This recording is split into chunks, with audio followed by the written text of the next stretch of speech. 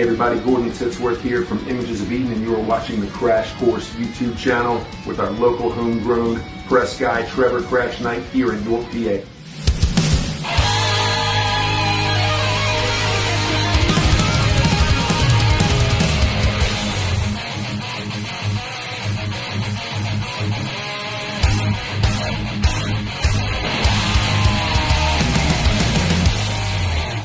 Started doing this record, it wasn't so much that I was trying to make a technically perfect record. I just wanted to do what I wanted to do in my heart, because I've been playing music for a long time and started off playing for myself, started to get successful, started to think, you know what, I'll do what they're saying to be successful. Backfired. Went back to doing what I want, and it's working again, because the guys in the group with me right now, we are really sincere with one another about the music that we like. That's why this record is much fun for us to listen to and play.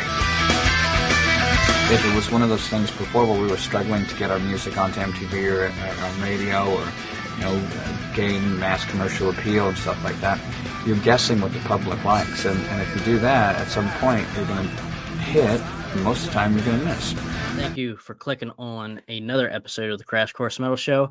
I'm your host, Trevor Krash Knight. Today we're going to be doing a Krash Kourse album review, and that album is going to be none other than Megadeth's United Abominations. And nobody could interpret 7 empires falling.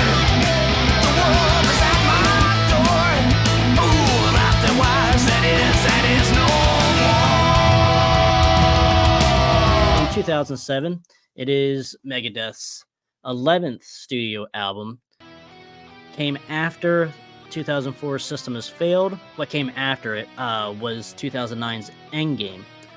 And one of the reasons why I picked this album was, I remember when this came out, 2007. I absolutely fell in love with it. Now, and it even still holds up today for me. So we will do a little background bio into it, and we will get into what most of my thoughts are for most of these songs and such. So first off, like I said, came out in 2007 and came with 2 singles, and that is Atudliman, Set Me Free, Sleepwalker, and also Never Walk Alone, A Call to Arms. Now, the Atudliman is a cover of Megadeth's Atudliman, as we all know, from the 1994 album Euthanasia. And right from the start, I mean, I kind of wish they didn't put this on here. I kind of wish it was just like a bonus track, but we can get to that when we get through the album. And so you do have, obviously, Dave Mustaine on guitars and vocals. Obviously, he is Megadeth, at least for the past 25 years, 20 years plus now. So, and then you also have Glenn Drover on guitars and backing vocals, James Lomenzo on bass and backing vocals, and Sean Drover, the brother of Glenn, on drums and backing vocals. So you do have 11 tracks fully on this album. It did reach number 8 on the 200 top Billboard chart, and that's pretty good for 2007. Now, obviously, as we all know, if we remember back that far, traditional metal was starting to make a comeback. Like the thrash bands were starting to come back as well. Iron Maiden, Metallica, Megadeth, Overkill never left. But yeah, like bands like that were starting to get rejuvenized. Judas Priest, and starting to have a little bit of a comeback. A lot of the younger generation, like myself, was wanting more than what was out at the time for metal, and like you would say, like modern metal and such like that. So yeah, so we could just jump into the track listings here and just start talking about the album in general. So you lead off here with Sleepwalker, which is really good. I think this could have easily been a single as well. I might say that for a couple songs on this album, just because I do like this album so much. But Sleepwalker has a nice little intro to it, a nice little build up, and just crunchy riffs all the way around. So moving on to the second track, you have Washington Is Next, which is probably my favorite, if not, well, it's certainly one of my favorites, and it might even be my favorite on this album, coming in at 5 minutes, a little over 5 minutes. I just really like the lyrical content to it. At the time when this came out, I was reading like Revelations from the Bible and stuff like that, and I was like, oh my gosh, like this kind of is like what I'm reading here. And Dave Mustaine's talking about it and putting like great solos behind it, great riffs, and just made it cool, and it was just I just enjoyed it a whole lot. So, but don't ask me anything else about Revelations now, because it's been years since I read it, and it just, Washington Is Next kind of brings me back to that time when I was in high school and stuff and reading that, and it's just nonetheless a great story. Nonetheless, whether you believe it or not, it's a great story. So yeah, moving here to one of the video singles as well, Never Walk Alone. Well, real quick, with Washington Is Next, I think that could have easily been a single if it wasn't for the straight up such religious context of the song and lyrics. But I think that could have easily been a single and one of the coolest songs on the album. So yeah, moving on to Never. I would have certainly liked Washington Is Next as a single over Never Walk Alone. Although nonetheless, Never Walk Alone is a fine song. I don't hate it by any means. I don't think there's anything on this album that I really hate or that isn't on the iPod. I think the whole album is pretty much on here. So Never Walk Alone, it's fine. Just, I guess when you're talking about releasing something that's more on the mainstream side, like that can be a single, it's certainly, I can understand why they put that as the single, but to me, it's all right. Nothing crazy. But moving on here, track number 4, you got United Abominations, the title track.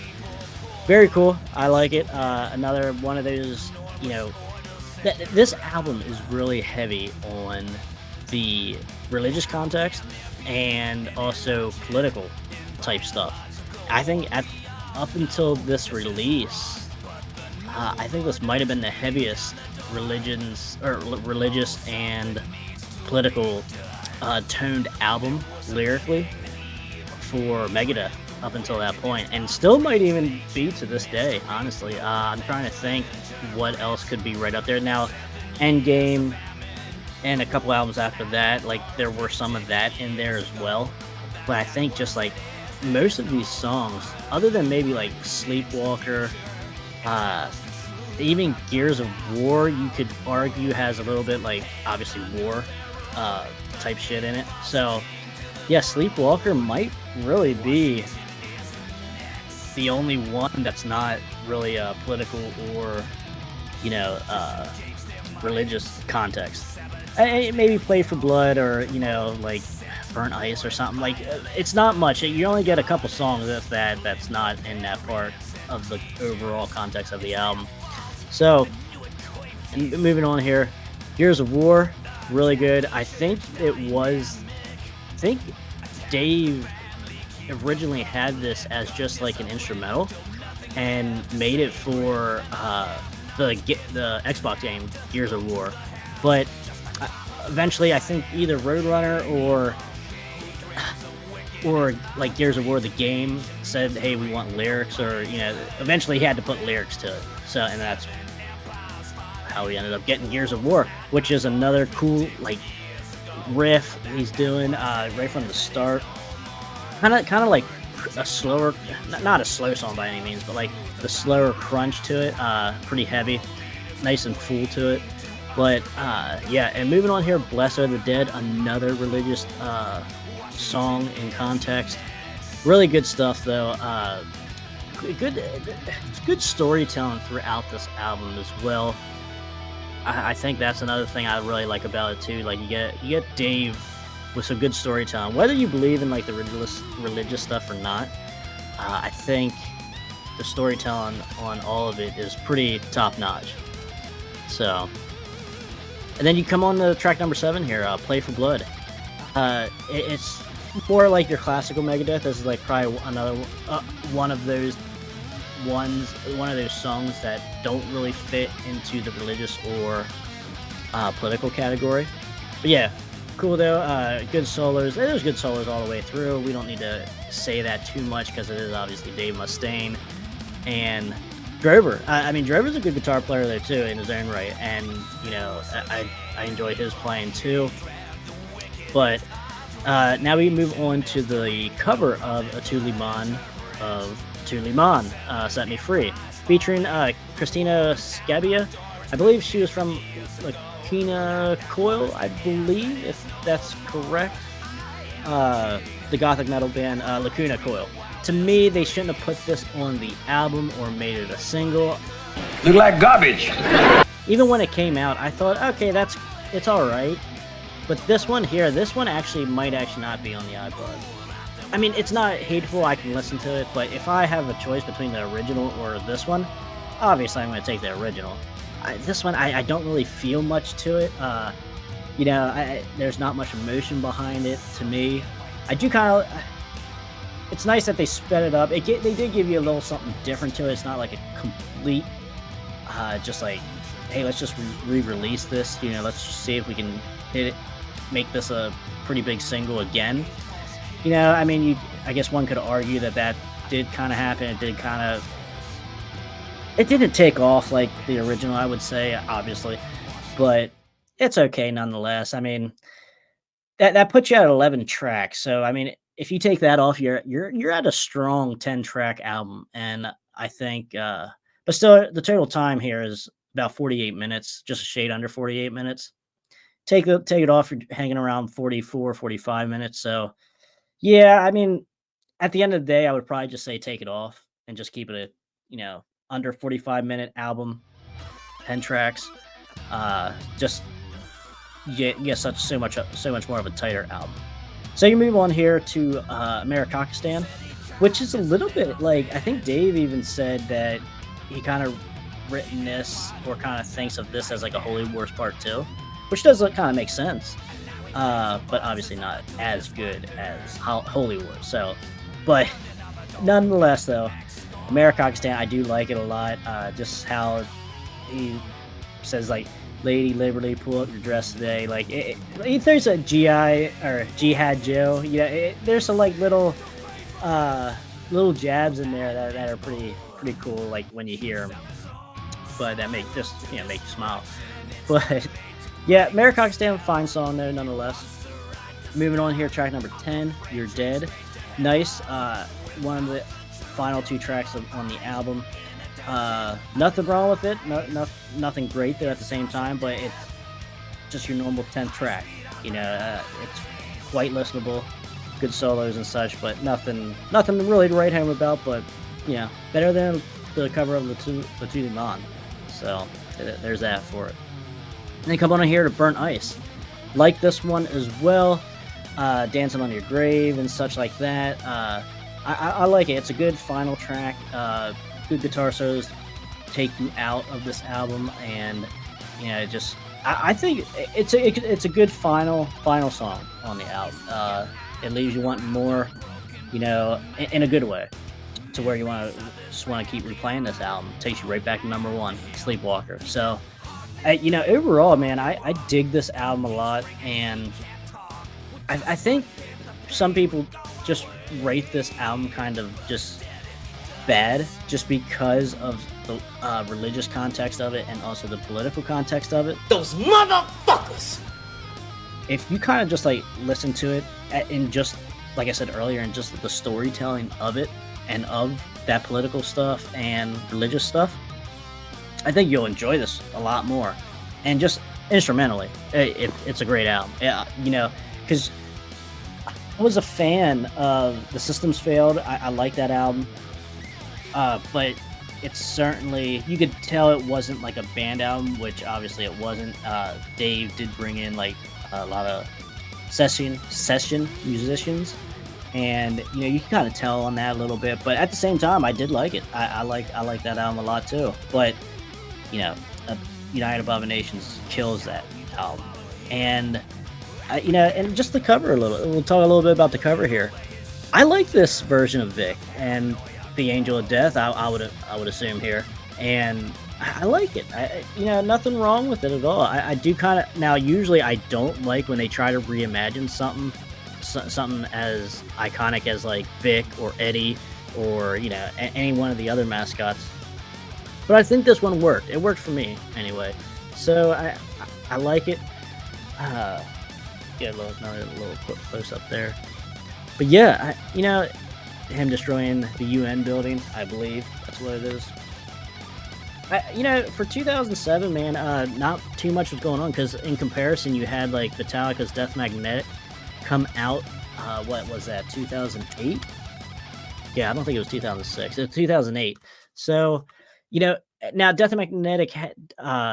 I revisited that about a year ago, and it has gotten better than what I remember, but still, like this still blows it away, like lyrically, musically, all the way around. I take this, you know, 11 times out of 10 over Death Magnetic. And I'm trying to think of some of the other bands, like thrash metal bands at the time, 2007, 2008-ish time frame that came out that I could compare it with. But yeah, it's not a whole lot. I think Testament, they released something, Formation of Damnation, which was a good album as well. I do like that album. But yeah, there wasn't a whole lot to choose from still, even though like I said earlier, a lot of the traditional bands were starting to get their footing back under them, trying to start coming back because there was a market for them again. No matter how small it is, even well in the U.S. anyway, in the USA, no matter how small, but over in Europe and Japan and such, like obviously the market's still there for them. And but coming down here on the home stretch here of this review, United Abominations, guys, I dig it a lot. I think if you haven't checked it out since it came out like 10, 15 years ago plus, I think you should give it a check, give it a re-listen, especially in an open mind, especially if you put it down the first time because of political reasons and religious reasons. I think you should revisit it with an open mind. Usually that's the best when you listen to an album with an open mind. You always get more out of it. And I like it. I dig this album. I easily give it a 4 out of 5. And for my Crash Course review, I give it easy 4 out of 5. But I also did a Megadeth album ranking as well, I guess probably a year ago now. And this certainly, I can't remember. This might have been the highest ranking of the new era of Megadeth, since I guess what would that be? Since Euthanasia, give or take around there, or Cryptic Ratings, something like that. Around, I would call anything after Cryptic Ratings the new era Megadeth, maybe, or maybe even after what the world needs a hero, something like that, around that time frame. Or I guess the Risk time frame is where everyone puts the line like, okay, nothing after Risk or nothing after Cryptic Writings. So, but no, I like both versions of or both eras of Megadeth, I guess you will. Because if you want to talk about eras of Megadeth as far as lineup changes, you're talking about a lot of different eras. So, yeah, 4 out of 5, guys. Let me know in the comments what you think of United Abominations, and is it one of your favorite new era Megadeth albums as well? I think it's hard to really, argue something better than this. Now, not gonna say, I mean, a lot of the newer stuff, the past couple of releases like Dystopia and The Sick, The Dying, The Dead, they're good. They're really good, no doubt. But I think for me, I still probably put United Abominations over both of those. Although Dystopia, I think might have felt a little bit forced, even though it was really back to roots. Because I was a fan of Super Collider as well, so I don't get the hate for that one either. But I think Dystopia felt a little forced in spots. So, but yeah, we could talk about that another time. But yeah, guys, for right now, 4 out of 5 for United Abominations 2007. Guys, let me know in the comments what you guys think of Megadeth's United Abominations. Yo, Stacy! Talk to me, talk to me, talk to me, baby! Until next time, guys, this has been a Crash Course review, 4 out of 5 for this album. and stay out of the collateral damage. Until next time, guys, we will see you guys later.